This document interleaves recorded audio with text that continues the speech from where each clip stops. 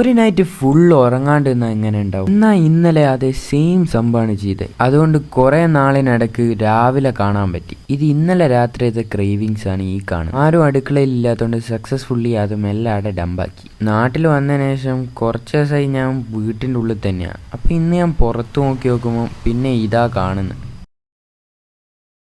എന്തായാലും hang over ഉണ്ടെങ്കിലും ഇങ്ങനത്തെ ചില സംഭവങ്ങളെല്ലാം കാണാൻ പറ്റി ഇന്നലെ ഉറങ്ങാത്തതുകൊണ്ട്. ബാക്കിലോട്ടേക്ക് പോയേക്കുമ്പോൾ ഉമ്മാമ എന്തോന്ന് തപ്പുന്നുണ്ട്. എന്നാന്ന് എനിക്ക് ഇതുവരെ തിരിഞ്ഞിക്കില്ല.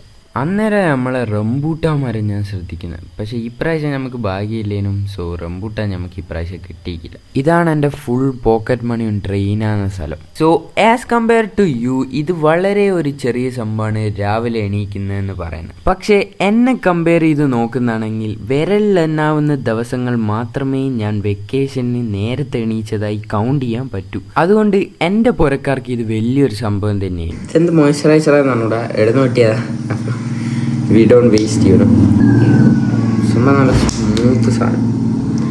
സോ ഈ തേങ്ങയെല്ലാം ചെയ്തുകൊണ്ടിരിക്കുമ്പോഴാണ് ഉമ്മാമ വിളിക്കുന്ന വിത്തെ സുലൈമാനി. സോ ഞാൻ അതും പിക്ക് ചെയ്ത് നേരെ വാതുക്കെ പോയി അങ്ങിരുന്നു. വാതുക്കൽ ആ കസേലമ കുത്തിന് കാലും വെച്ച് ചാരി ഇരുന്ന് ചായ കുടിക്കുന്നതിൻ്റെ സുഖം വേറെ എവിടെയും കിട്ടൂല.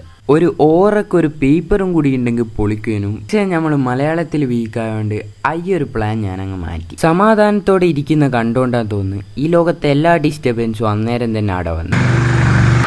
കുറച്ചു മുന്നേ സൂര്യപ്രകാശം ഇങ്ങനെ അടിച്ച് ഭയങ്കര ഡ്രീമി ലുക്കെല്ലാം ഉള്ളതിന് രാവിലത്തെ ഫുഡും കഴിച്ച് നേരെ ഉറങ്ങാൻ പോയി. ഉറങ്ങാൻ കിടന്നു നോക്കുമ്പോൾ എജ്ജാതി മഴ പുറത്ത്.